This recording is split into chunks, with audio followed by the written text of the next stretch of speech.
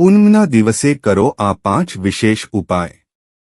અષાઢ મહિનામાં આવતી પૂનમને ગુરુ પૂર્ણિમા તરીકે ઉજવવામાં આવે છે। આ વર્ષે ગુરુ પૂનમ 21 જુલાઈ 2024ને રવિવારના દિવસે છે। અષાઢ મહિનાની પૂનમમાં ગુરુની પૂજા કરવાનું વિશેષ મહત્વ છે। મહર્ષિ વેદ વ્યાસનો જન્મ ગુરુ પૂર્ણિમાના દિવસે થયો હતો। ત્યારથી આ દિવસે ગુરુ પૂર્ણિમા ઉજવવામાં આવે છે। સાથે આ દિવસે કેટલાક વિશેષ ઉપાય કરવાથી વ્યક્તિને ભગવાન વિષ્ણુ અને માતા લક્ષ્મીની કૃપા પ્રાપ્ત થાય છે।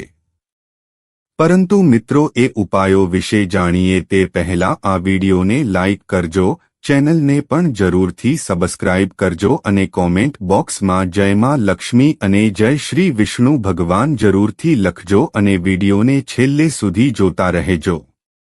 એક કોડીનો ઉપાય જરૂર કરો।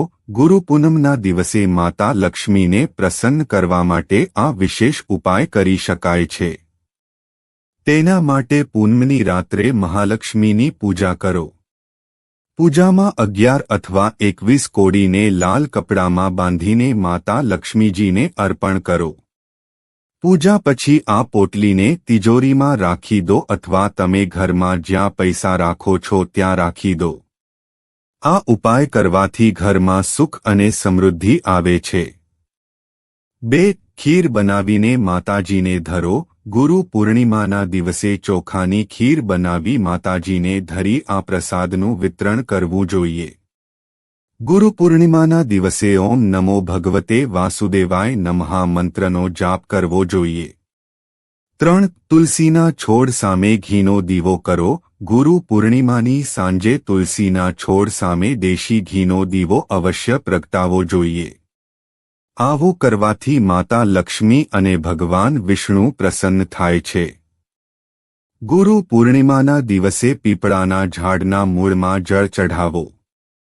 એવું કહેવાય છે કે આનાથી ધનની દેવી માં લક્ષ્મી પ્રસન્ન થાય છે અને તેમના આશીર્વાદ તમારા પર રહે છે। 4. લગ્નની સમસ્યા દૂર કરવા માટે જો કોઈ વ્યક્તિના લગ્નમાં સમસ્યા આવી રહી હોય કે દાંપત્ય જીવનમાં તકલીફો હોય તો ગુરુ પૂનમના દિવસે વડના ઝાડમાં 7 વખત લાલ દોરો બાંધી પ્રદક્ષિણા કરો। ત્યારબાદ તેમાં દૂધ અર્પણ કરો। પછી વડલાના એક પાંદડાને લઈ ઇચ્છિત વર માટે પ્રાર્થના કરો। આ પાનને ઘરે લાવી પોતાના રૂમમાં રાખી દો। તરત જ લગ્ન સંબંધિત બાધાઓ દૂર થઈ જશે। 5. હળદરનો ઉપાય કરો। ધન અને ઐશ્વર્યની પ્રાપ્તિ માટે ગુરુ પૂર્ણિમાના દિવસે તિજોરીમાં પીળા રંગના કપડામાં હળદરનો ગાંઠિયો બાંધીને મૂકવો જોઈએ। ગુરુ પૂર્ણિમાના દિવસે હળદર કે કેસરનો તિલક કરવો જોઈએ। તેનાથી ગુરુ મજબૂત થાય છે। ગુરુ પૂર્ણિમાના દિવસે ઘરમાં ચંદનવાળી અગરબત્તી કરવી જોઈએ। આ સાથે જ પીળા વસ્ત્રો પહેરવા જોઈએ। 6. આ વસ્તુનું કરો દાન। ગુરુ પૂર્ણિમાના દિવસે પીળા વસ્ત્રો, પીળી દાળ, કેસર, ઘી, પિત્તળ, પીળા રંગની મીઠાઈ વગેરે દાન કરી શકાય છે। કારણ કે પીળા રંગનો સંબંધ ગુરુ ગ્રહ સાથે હોય છે। એટલા માટે આ વસ્તુનું દાન કરવાથી જીવનમાં સમૃદ્ધિ આવશે। 7. તાંબાના લોટાનો ઉપાય જરૂર કરો।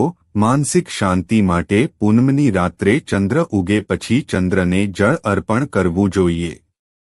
તેના માટે તાંબાના લોટામાં શુદ્ધ પાણી, દૂધ, સફેદ ફૂલ અને ચોખા નાખવા જોઈએ અને પછી ચંદ્રદેવના મંત્રોનો જાપ કરીને જળ અર્પણ કરો। આ ઉપાય કરવાથી માનસિક શાંતિ મળે છે। 8. ગુરુ યંત્રની કરો સ્થાપના। ગુરુ પૂર્ણિમાના દિવસે સવારે વહેલા ઉઠીને સ્વચ્છ કપડાં પહેરો। ત્યારબાદ પૂજા સ્થળ પર ગુરુ યંત્રની સ્થાપના કરો। ત્યારબાદ પ્રતિદિવસ આ યંત્રને અગરબત્તી સળગાવીને પૂજા કરો। આમ કરવાથી ગુરુના આશીર્વાદ બન્યા રહે છે। સાથે જ ગુરુ બૃહસ્પતિની પણ કૃપા બની રહે છે। 9. ગુરુને ભોજન કરાવો। ગુરુ પૂર્ણિમાના દિવસે પોતાના જીવનમાં જે ગુરુ છે તેની પાસે જઈને તેમને પ્રણામ કરો અને ઘર પર ભોજન કરવા આમંત્રણ આપો. જ્યારે ગુરુ ઘરે આવે તો તેમના પગ ધોવો. સાથે જ ભોજન કરાવ્યા બાદ વસ્ત્ર અને દક્ષિણા આપીને વિદાય કરો. આવું કરવાથી ગુરુ ગ્રહ મજબૂત થાય છે અને જીવનમાં સુખ સમૃદ્ધિ બની રહે છે. જેમના ગુરુ નથી તેઓ ગુરુ ચરણ પાદુકાની પૂજા કરી શકે છે. 10 ઈશાન કોણને કરો સાફ. વાસ્તુ અનુસાર ઈશાન કોણ પર ગુરુ બૃહસ્પતિનું આધિપત્ય હોય છે. એટલા માટે ગુરુ પૂર્ણિમાના દિવસે ઘરના ઈશાન કોણ એટલે કે ઉત્તર પૂર્વ દિશાને સાફ કરો. પછી તેના પર હળદર અને પાણી નાખીને લેપ કરો. ત્યારબાદ ત્યાં ઘીનો દીવો પ્રગટાવો. આવું કરવાથી ઘરમાં સુખ સમૃદ્ધિનો વાસ રહેશે. 11 ગુરુ પૂર્ણિમાના દિવસે શ્રીમદ ભગવદ્ ગીતાનો પાઠ કરવો જોઈએ અને ગૌ માતાની સેવા કરવી જોઈએ. આ ઉપાય કરવાથી ઘરમાં સુખ, શાંતિ અને સમૃદ્ધિ પ્રાપ્ત થાય છે. કેસરના થોડા તાંતણા લઈને તેને ગંગાજળમાં ઘોળીને ગુરુ પૂર્ણિમાથી માંડીને 40 દિવસ સુધી તેનું તિલક કરો. આ ઉપાયથી એકાગ્રતા વધશે અને સ્મરણ શક્તિમાં પણ વૃદ્ધિ થશે. 12 જો નોકરી પ્રાપ્ત કરવામાં મુશ્કેલી પડી રહી હોય તો ગુરુ પૂર્ણિમાના દિવસે કોઈ સુમસાન જગ્યાએ અથવા કોઈ 4 રસ્તા પર જઈને સિક્કો જમીનમાં દબાવી દો.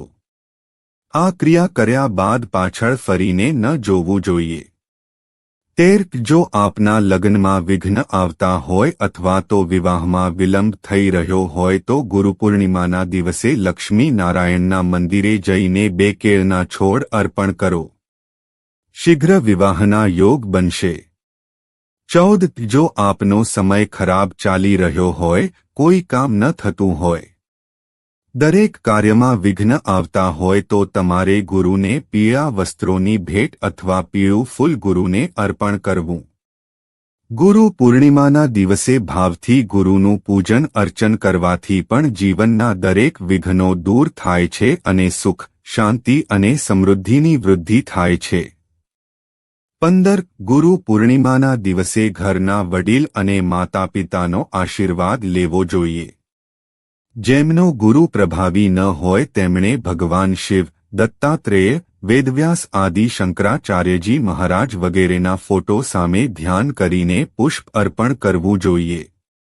આ તમામ માહિતી જનહિતને ધ્યાનમાં રાખીને આપવામાં આવી રહી છે. તમારી આસ્થા અને માન્યતા મુજબ જ્યોતિષ અને ધર્મના ઉપાયો અને સલાહ અજમાવો.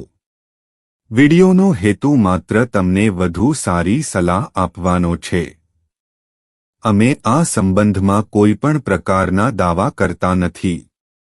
મિત્રો, જો તમને વિડિયો પસંદ આવ્યો હોય તો લાઇક કરો અને સબસ્ક્રાઇબ કરો. આભાર.